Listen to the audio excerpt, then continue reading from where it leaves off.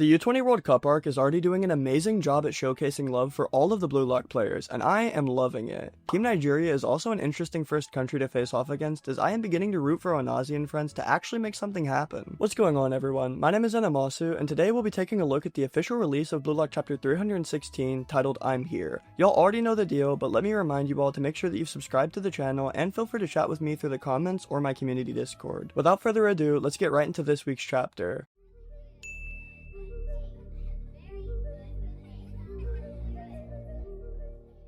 Blue Lock 316 kicks off right where we left off last chapter, with Bachira sprinting up the field, and right behind him we've got Reo Mikage full on copying him with the ball at his feet. We get a closer look at Reo rocking the half Bachira bob cut as he slices through the first defender with an inside out elastico and keeps moving forward. These poor Nigerian defenders are getting put on literal ice skates by everyone on Team Japan, and the funniest part is that every single time they just fall and dramatically fly through the air. With two defenders locked onto Reo and one even lunging for the ball, he makes the smart choice and dishes it to his right side where Bachira traps it with ease. Grinning with that goofy monster aura around him, Bachira starts spamming step overs as two defenders rush him head on. And honestly, moments like these just make me wish Charles Chevalier and Bachira had actual screen time together, because come on, their chemistry would be insane. The two defenders finally close in, but Bachira sends them to the shops immediately with a cheeky heel flick over their heads to, you guessed it, Reo Mikage. Reo leaps up and chest traps it, and what's wild is his copied form even shows Bachira's jersey name and number, which might be hinting at how much sharper his copying ability has become. At least knowing about this ability from their studying of Japan, Kuso notes that the original Bachira and his copy are playing like a perfect duo, but with sweat running down his face, he realizes this kind of playstyle is not in their data at all, and adapting on the fly against it is basically impossible. Reo then pulls out a Rabona pass right back to Bachira, who controls it with a smile as the two just keep shredding their way up the midfield with pure creativity and technique. They're cooking so hard that even Oboa thinks they'll need to foul them just to stop the push, and Bello agrees as he rushes forward to intervene. Itoshi-rin meanwhile seems to be losing his patience as he demands the ball with a completely blacked out text bubble, while Isagi at least is being a bit more polite about it. From another perspective, we see the whole push forming with Isagi shouting for them to use one of the strikers on the wing to finish the attack. But honestly, just look at Bachira and Reo right now. They're in their own world, being the most individualistic duo we've seen in the entire series. And of course, Kuso is once again tweaking about how badly they're being cooked. With Isagi and Rin now fully available options, Kuso realizes that every single Japanese player adapts perfectly to the situation, making their attack impossible to predict. As Reo drops out of his Bachira form while sprinting up the field, Kuso flat out admits that all they can do is react after the fact. And he is not wrong, because the moment Reo exits one copy, he instantly flips into another, this time becoming Chigiri Hyoma. The panel even gives him Chigiri's iconic Panther Aura manifestation 3D printed behind him as he stomps to a halt. With Oboa in his face and Bello stepping in, Reo winds up and unleashes Chigiri's signature 44 Panther snipe, curving a shot towards the top right corner of the goal. The crazy part, the goalkeeper is shifted fully to his right even though Reo never even entered the box yet, so yeah, he's probably cooked here. As Kuso turns his head, he watches the ball slicing through the air and even looks stunned at how unreal Blue Lock Japan has become. They're no longer the players chasing demons, but they are the demons now. And despite the goalkeeper stretching out with a full dive, the ball smashes into the top right netting with surgical precision, maybe half an inch from kissing the crossbar. Reo clenches his fist and celebrates his first goal on the world stage, vowing to keep growing and winning on his own. And damn, you just know the sad flashbacks are creeping up after that one. This is literally what Nagi told him to do after his elimination, to chase his dream solo. And now here he is, fulfilling that wish even after all the heartbreak. And honestly, I wonder if Nagi is somewhere watching this unfold. Would he be proud or mainly salty? We then pan out to an overhead shot of the stadium erupting in cheers while the commentators scream out for Reo Mikage's incredible goal. The scoreboard flips to 2-0 in Japan's favor, and to their credit, the commentators even point out that Reo copied Chigiri's 44 Panther snipe from the new Egoist League, which is some sharp ball knowledge. Chigiri himself can only smirk at Reo, probably half impressed, but also a little mad that Reo was the first to pull off his new move on the world stage. We shift back over to Team Nigeria, where Bello can only mutter out a yikes as Oboa and Kuso admit how insane Japan is playing right now. Bello even goes as far as saying they could actually lose here, and with their captain Kuso at a loss for words, Oboa just tells them all that this must be the wall of the world stage. But even with all that pressure and being down 2 goals early, Onazi walks forward with the ball in hand. Calm as ever, he tells his teammates that it's fine. They've faced challenges like this their whole lives, and like always, football is what connects them. A wide grin spreads across his face as he tries to lighten the mood, telling them that more than just a team, they're the world's strongest family.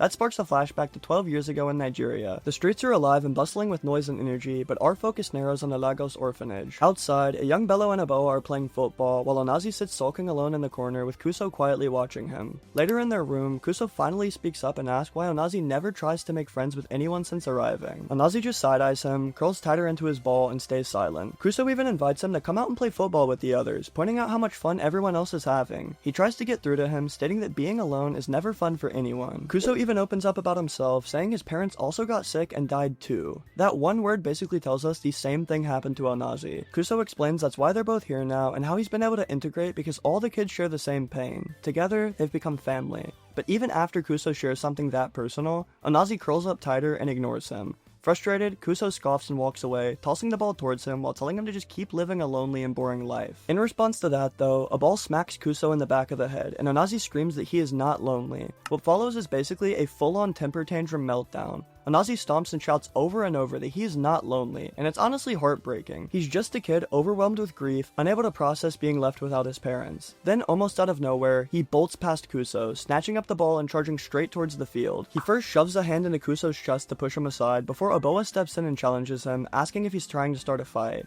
With tears streaming down his face and a gap-toothed grin, Onazi locks eyes, baiting the defender to come for the ball. The second Aboa lunges, Onazi cuts past him with a swift triangle dribble, then even blows past Bello, who straight up tries to tackle him like it's football. The kid then takes it up another level, literally planting his foot on Aboa's face like a springboard to launch himself into the air for a volley. All the boys can manage to ask in awe is, "What's your name?" As Onazi swings through and smashes the ball into the top left corner, he finally answers that he is Onazi. When he lands back down, tears streaking across his face, all he sees are three happy smiles sprinting towards him. Bello, Aboa, and Kuso surround him, shouting how glad they are to have met him. Back in the present, Onazi stands tall with his brothers behind him, remembering that moment and everything they've been through together. He reassures them again to trust in him, and in the bond that got them this far. They immediately lock back in, ready to fight, but then we see a text bubble declaring that things are not fine for Nigeria. The final page shows us Isagi Yoichi, standing like a demon with aura blazing around him. He coldly reminds them who the real threat is. It's him. The way he does it too is just purely disrespectful. Bro used Onazi's own words, turning them against him to taunt Team Nigeria while they're already down 2-0. It almost feels like Isagi saw Onazi's pep talk as a game-changing moment and instantly crushed it before it can even start. That's kind of a joke, but hey, who knows? The chapter closes with Onazi trembling, staring into the eyes of Blue Lock's Demon King as he prepares for the match restart. With that ending off today's chapter, I am just so ready for next week and just the entire upcoming match, to be honest. It's probably only 5 minutes into the match so far, and Japan is already up 2-0 with amazing goals from both Bachira and Reo Mikage. With a flashback power boost now being given to Team Nigeria though, I truly think that Onazi will put in the work in next week's chapter 317, which will be titled, "I Leave This to You." I honestly have no clue what this could refer to, so if you have any ideas, be sure to comment them down below. Maybe Onazi gives it his all to score Nigeria's first goal, but in doing so, he exerts himself too far and realizes the harsh reality. He must allow himself to rely on his teammates as he expects them to rely on him. No matter the case, drop your theories down below, and I hope you all enjoyed today's chapter and are looking forward to next week. As always, make sure that you've subscribed to the channel, and feel free to chat with me through the comments or my community Discord. I truly hope you all have an amazing rest of your day, and I'll see you in the next video shortly.